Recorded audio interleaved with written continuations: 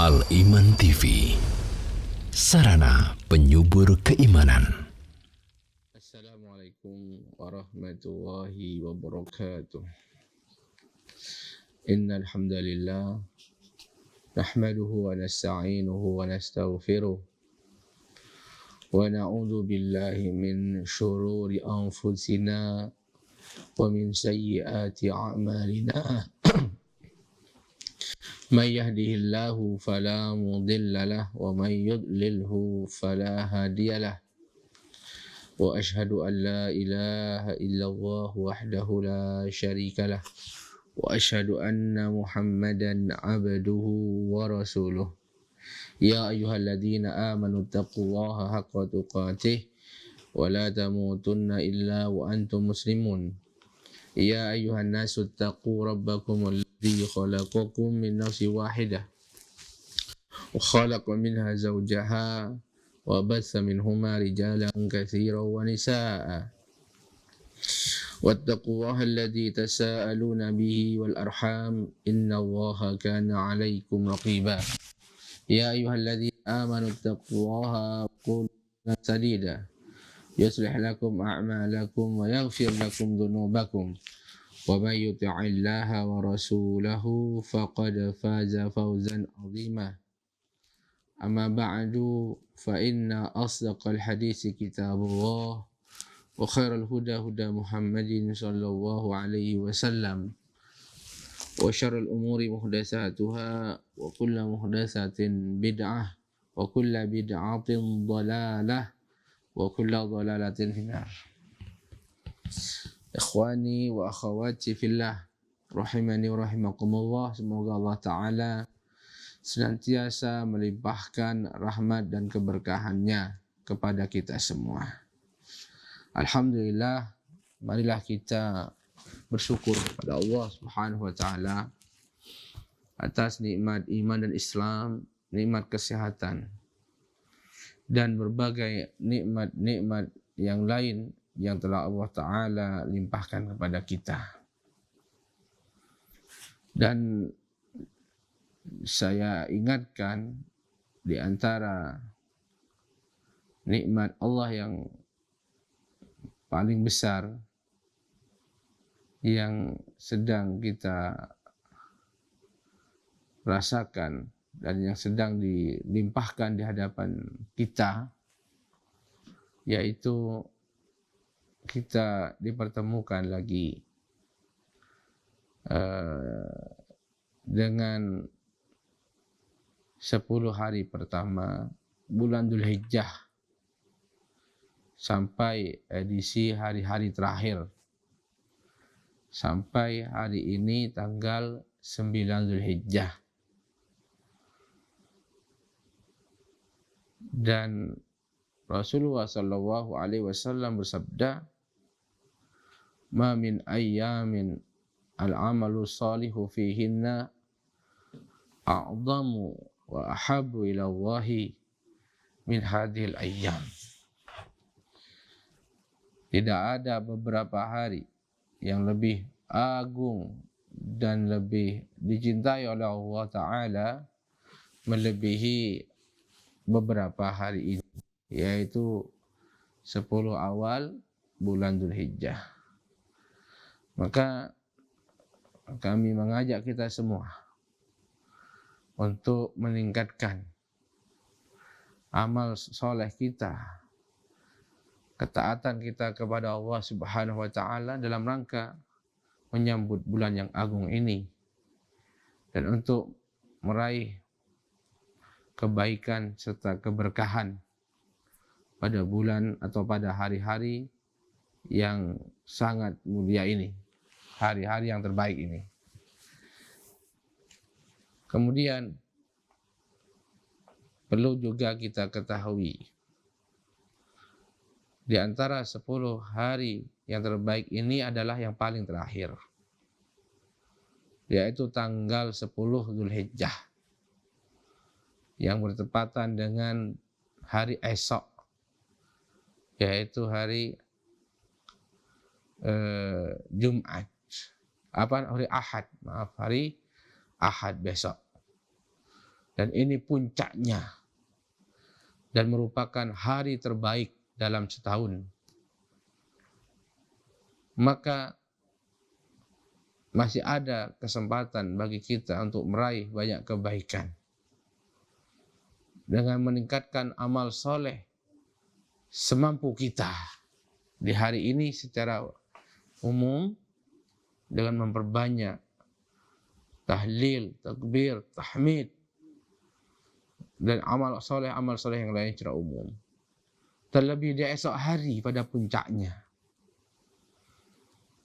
Oleh karena itu perlu diketahui bahwasanya Allah Subhanahu wa taala telah mensyariatkan pada esok hari, pada puncak hari atau pada sebaik-baik hari dalam setahun, Allah Ta'ala syariatkan bagi selain jamaah haji, yaitu berkurban karena Allah Subhanahu wa Ta'ala. Dan Allah Ta'ala yang merintahkan kurban itu. Allah berfirman, "Fasholli li rabbika wanhar." Salatlah dan sembelihlah karena Tuhanmu. Sembelihlah karena Tuhanmu maksudnya adalah yaitu berkurbanlah di hari raya Idul Adha. Dan berkurban ini merupakan salah satu petunjuk Nabi sallallahu alaihi wasallam di hari raya Idul Adha. Karena beliau dahulu berkurban. Dalam sebuah hadis riwayat sahabat Anas bin Malik radhiyallahu an, Rasulullah sallallahu alaihi wasallam bikabsaini amlajaini, saya, kata Anas bin Malik, bahwasanya Rasulullah sallallahu alaihi wasallam berkurban dengan 2 ekor kambing berwarna putih dan telah mengeluarkan 2 tanduknya. Qala, Anas melanjutkan, ra'aituhu yadbahuhuma biyadihi. Saya melihat beliau memotong sendiri kambingnya dengan tangannya. Wa ra'aituhu wadi'an qadamaihi ala sifahihima. Dan saya melihat beliau meletakkan kakinya di atas pangkal leher kambingnya, yaitu ketika mau memotong. Qala, kata Anas bin Malik, kabar. Lalu beliau ya. Oleh karena itu, saudara-saudaraku kaum muslimin dan muslimah, sebagai seorang yang beriman kepada Allah dan Rasul-Nya, yang mentaati perintah Allah dan menjadikan Rasulullah sebagai qudwah atau suri tauladannya, maka apabila di hari-hari ini kita memiliki kemampuan, yaitu kelebihan harta yang cukup untuk 1 ekor hewan kurban, maka mari berkurban. Mari berkurban untuk mengagungkan hari yang agung.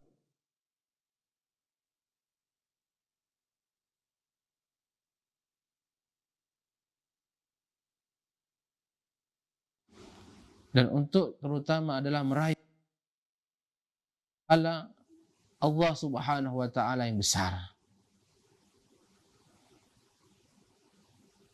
Dan hendaknya kita jujur dengan diri kita. Hendaknya kita jujur dengan diri kita. Kapan kita dapati diri kita mampu, maka jangan menutup-nutupinya. Kita bisa menutupi dari orang, tapi kita tidak bisa menutupi dari Allah Subhanahu wa Ta'ala. Itu Allah Subhanahu wa Ta'ala yang berikan kita rezeki. Allah Ta'ala lebih tahu apa yang dia berikan kepada kita, bahkan dari diri kita sendiri. Maka jangan main-main dengan kurban. Kapan kita diberikan kemampuan, maka berkurban.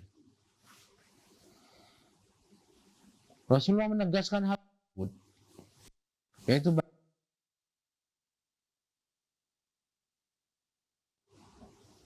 dalam hadis sahih disahihkan oleh Syekh Muhammad Nasiruddin, Rasulullah sallallahu alaihi wasallam bersabda, "Man kana lahu sa'atun falam yudhi fala yaqrabanna musallana." Kata beliau, barang siapa yang memiliki kelapangan rezeki. Kelapangan rezeki artinya bukan kaya, tidak. Tapi dia memiliki kemampuan, yaitu kelebihan harta untuk kewajibannya, nafkah dia dan anak istrinya di hari Idul Adha. Kelebihan ini cukup untuk hewan kurban. Kata Nabi SAW, tapi dia tidak berkurban, maka jangan dia mendekati musola, tempat sholat kami. Ini keras sekali ancaman Rasul SAW. Meskipun pendapat yang rajih bahwasanya hukum berkurban itu sunnah muakkadah, tetapi sungguh merugi kita ketika kita diberikan kemampuan kemudian menyanyiakan. Ini ibadah setahun sekali, jangan sampai kita menyesal selama setahun gara-gara kelewatan dari tidak berkurban pada kesempatan yang baik ini. Jangan takut miskin. Jangan pernah takut berkurang harta kita atau berkurang modal kita. Ini keliru. Kita berharap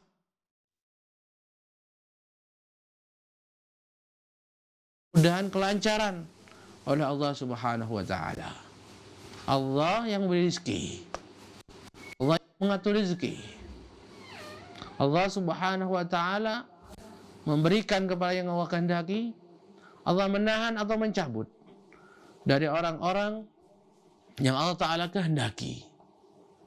Oleh karena itu Allah Subhanahu wa taala berfirman, "Wa ma anfaqtum min syai'in wa ma anfaqtum min syai'in fa huwa yukhlifu wa huwa khairur raziqin." Apa saja yang kalian infakkan di jalan Allah, yaitu harta yang kalian belanjakan di jalan Allah, fa huwa yukhlifu, yaitu Allah Ta'ala pasti menggantinya. Dan kata Allah, dan Allah Subhanahu wa Ta'ala sebaik-baik pada rezeki. Maka saudara-saudara seiman, rahimani wa rahimakumullah, ya, jangan takut, jangan ragu untuk berkurban. Semua itu untuk kebaikan kita, untuk kemaslahatan kita, untuk mendapatkan pahala dan ridha di sisi Allah Subhanahu wa Ta'ala. Tayyib. Semoga Allah Ta'ala memudahkan kita semua untuk berkurban khususnya di tahun ini. Baik saudara-saudara rahimani wa rahimakumullah, kita akan lanjutkan kajian kitab Ad-Da'u wad Dawa karya Al-Imam Ibnu Qayyim Al-Jauziyah rahimahullahu ta'ala rahmatan wasi'ah.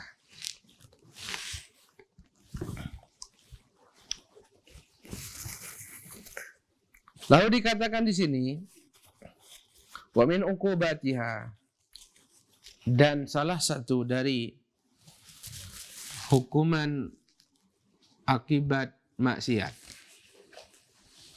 annaha tastajlibu mawada halakil abdi dunyahu wa akhiratahu, bahwa kemaksiatan itu akan mendatangkan yaitu bahan-bahan yang dapat menjadi sebab kebinasaan seorang hamba di dunia dan di akhirat.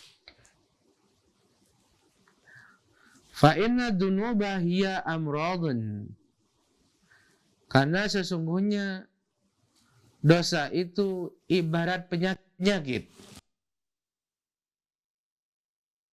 Atas tahkamat qatalat wala bud. Kapan penyakit-penyakit ini menyebar atau menguasai seseorang, maka dia akan membunuh.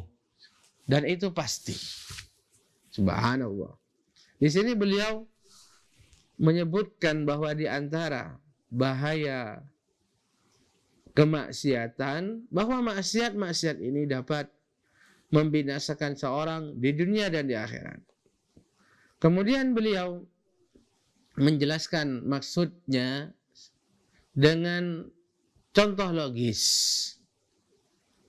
Beliau gambarkan maksiat-maksiat atau dosa-dosa yang dikerjakan hamba itu seperti penyakit. Seperti apa? Seperti penyakit.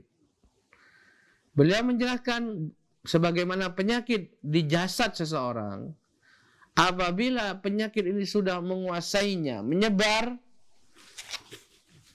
maka penyakit ini pasti akan membinasakan dan membunuh. Lalu beliau mengatakan, wa kama annal badana la yakunu sahihan illa bi ghidha'in yahfadhu quwwatahu wa istifragin yastafrighu bihal mawad al fasidah wal akhlaq ar radi'ah allati mata ghalabat ala afsadathu wa himyatin yamtani'u biha min tanawuli ma yu'dihi wa yakhsha dararahu. Kata beliau, sebagaimana badan ini tidak akan menjadi sehat melainkan dengan 3 hal. Yang pertama adalah makanan atau gizi untuk menjaga kekuatannya, ya, untuk menjaga kekuatannya, dan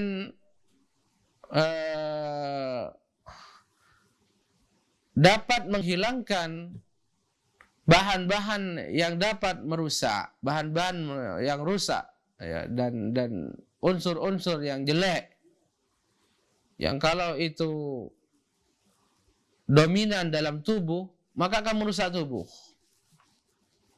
Yang ketiga yaitu himyah, yaitu penjagaan atau imun, untuk mencegah dari makanan-makanan yang dapat membahayakannya dan dikhawatirkan bahayanya. Jadi beliau menyebutkan sebagaimana badan itu akan sehat bila dia mengkonsumsi makanan yang bergizi, ya, gizi yang bisa memberikan kekuatan. Yang kedua, makanan tersebut adalah makanan yang mampu untuk membersihkan, mendetoks, ya, istilah bahasa kita, mendetoks, membersihkan kotoran-kotoran atau penyakit-penyakit yang ada di dalam tubuh. Yang ketiga, yaitu makanan yang mampu menjadi imun bagi tubuh untuk menahan bahaya yang mungkin, yang dikhawatirkan kalau masuk dalam tubuh itu akan membahayakan dia. Fakadzalikal qalbu, maka begitu juga hati. Sebagaimana badan, hati pun demikian. La tatimmu hayatuhu illa bighida'in minal imani wal a'mali salihati tahfadhu quwwatahu. Maka hati tidak mungkin hidup dengan sempurna kecuali dengan makanan bergizi berupa iman dan amal-amal soleh yang dapat menjaga kekuatannya, kekuatan hati ini. Wastifragin bitaubatin nasuhi, dan membersihkan, mendetoks dengan cara taubat yang benar, taubat yang jujur. Yastafrigu bihal mawadal fasida wal akhlaqar radi'a minhu, yaitu taubat nasuha yang mampu untuk mengangkat, mendetoks, membersihkan hati tersebut dari noda-noda, penyakit-penyakit, ya kan, kotoran-kotoran yang ada dalamnya.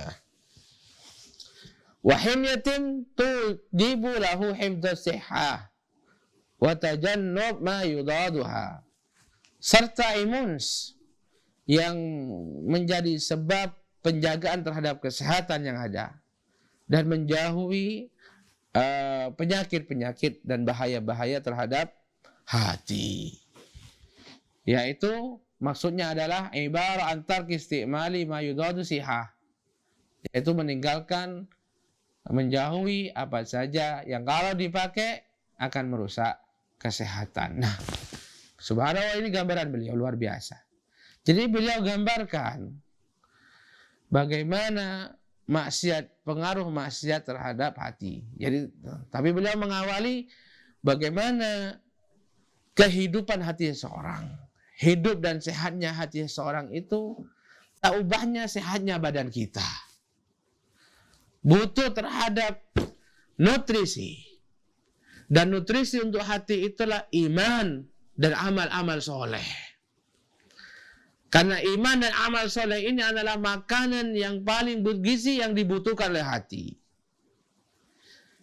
Sebab iman dan amal soleh inilah yang memberi kekuatan terhadap hati.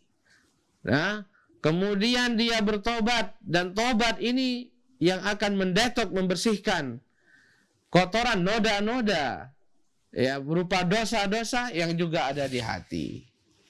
Dan juga hemyah, pembatasan, pencegahan dari semua mara bahaya yang akan merusak hati. Yaitu dia tinggalkan apa saja yang dapat merasuki hati. Itu dosa-dosa maksudnya. Karena dosalah yang akan membawa kotoran dan noda dan penyakit terhadap hati.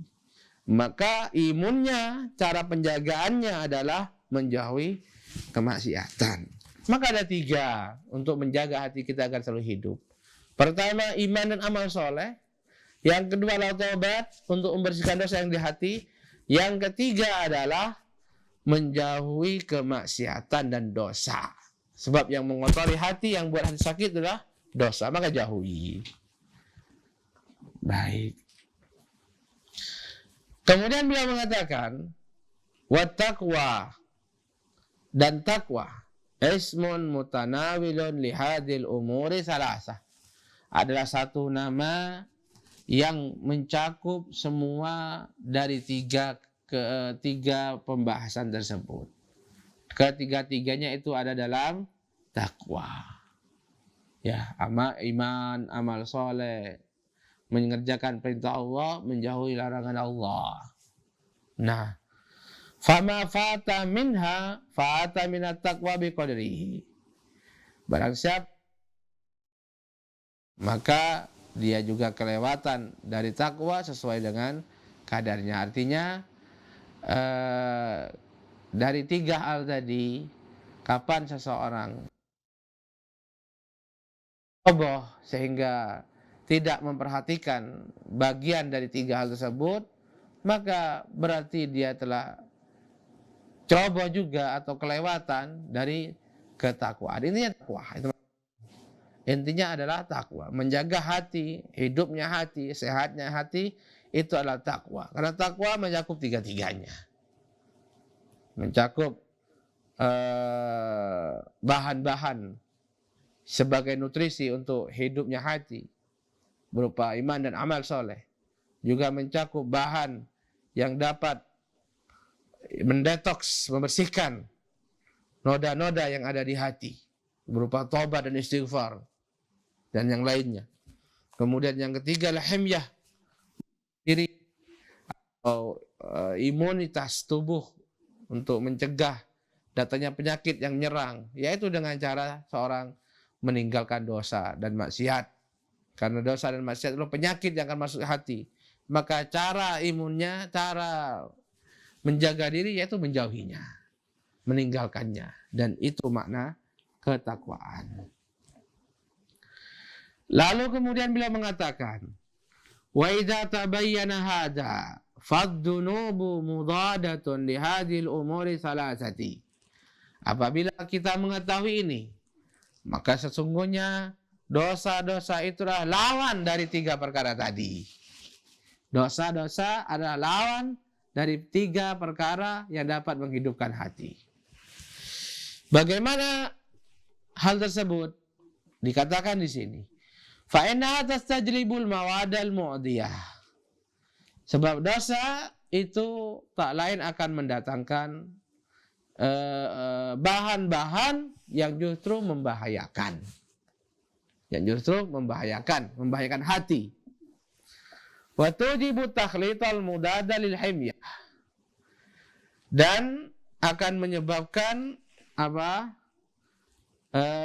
unsur-unsur yang dapat merusak imun. Wa tamna al-istifrag bitaba' an-nasuh.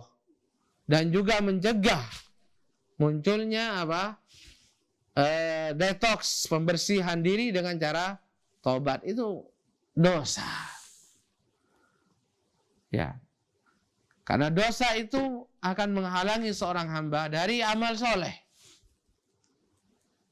Sebagaimana dosa itu sendiri adalah perbuatan menyerang batasan-batasan Allah Subhanahu wa taala, melampaui batasan Allah Taala sehingga masuk dalam hati. Yang ketiga, karena dosa itu sendiri adalah penghalang seorang bertobat kepada Allah Subhanahu wa taala. Penghalang atau yang menghambat seseorang bertobat kepada Allah Subhanahu wa taala. Intinya di sini bahwasanya dosa dialah yang dapat merusak hati. Dialah penyebab kehancuran dan kebinasaan seseorang dan kebinasaan hatinya yang membuat hati mati waliyadzubillah. Fandur ila badanin alilin tarakamat alaihi al-akhlatur radi'atu wa mawadul maradi. Kata beliau, lihatlah kepada seseorang yang sakit, lihat pada badannya. Tarakamat al-akhlatur radi'ah, dia sakit, di mana bahan-bahan yang buruk serta bahan-bahan penyakit itu berkumpul pada dirinya. Ya, kalau kita lihat seorang yang sakit, kemudian berkumpul padanya segala macam bentuk penyakit atau zat-zat makanan yang membahayakan dia ada dalam tubuhnya, dan dia tidak mampu, wala yastafrigha, dan dia kemudian tidak berusaha membersihkannya, wa tujibu tahlital mududal himyah, sehingga dapat menghancurkan imunnya, maka kata beliau, kaifa takunu sihhatu wa baqauhu, maka bagaimana mungkin dia bisa hidup sehat dan bisa tetap hidup. Jadi beliau menggambarkan hati yang terus dilumuri dengan dosa itu seperti seorang yang sakit, kemudian dia membiarkan sakitnya, tidak mengobatinya. Dia juga tidak berusaha untuk mengeluarkan unsur-unsur atau bahan-bahan yang membuat dia sakit. Tidak pula justru dia menerjang apa-apa yang menjadi pantangan dia sebagai orang yang sakit. Ya, pantangan ini dan itu nggak boleh justru dia lakukan, justru dia makan. Maka kata beliau, orang yang seperti ini bagaimana mungkin bisa sehat? Orang yang seperti ini sampai kapan dia mampu untuk hidup? Begitu juga dengan hati, itu maksudnya beliau.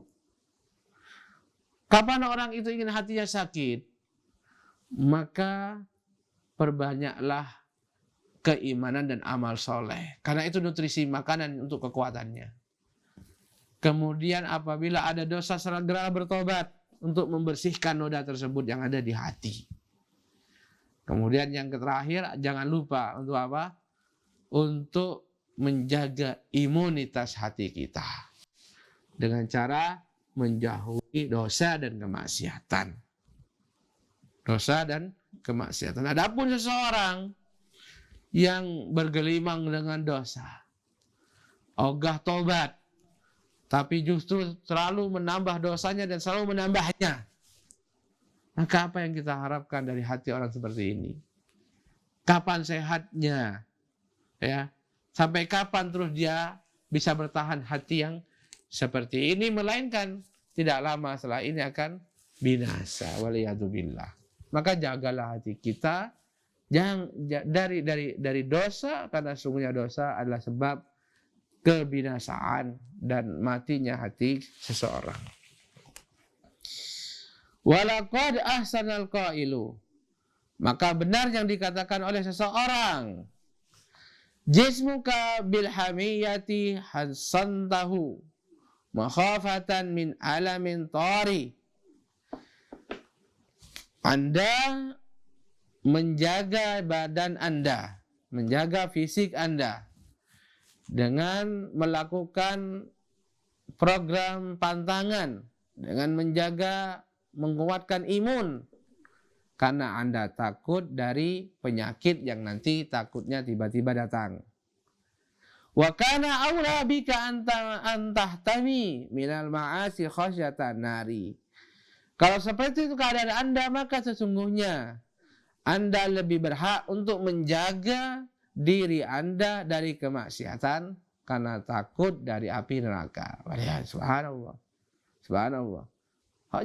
Sekarang banyak orang berlomba-lomba ya menjaga kesehatannya. Ya, menjaga kesehatannya. Menahan diri dari bahan-bahan atau unsur-unsur atau makanan-makanan atau kegiatan-kegiatan yang dapat merusak kesehatannya. Ini banyak yang seperti ini. Ini baik. Dan ini terpuji. Tapi yang tercela adalah sayangnya mereka lupa dengan hal yang lebih penting untuk mereka jaga, yaitu menjaga hatinya dari kemaksiatan karena takut dari api neraka. Waliyadzubillah. Nah, ini maksud kata beliau. Maka kemudian beliau mengatakan di sini, faman hafidhal quwwata bimtisalil awamiri. Barang siapa yang menjaga kekuatannya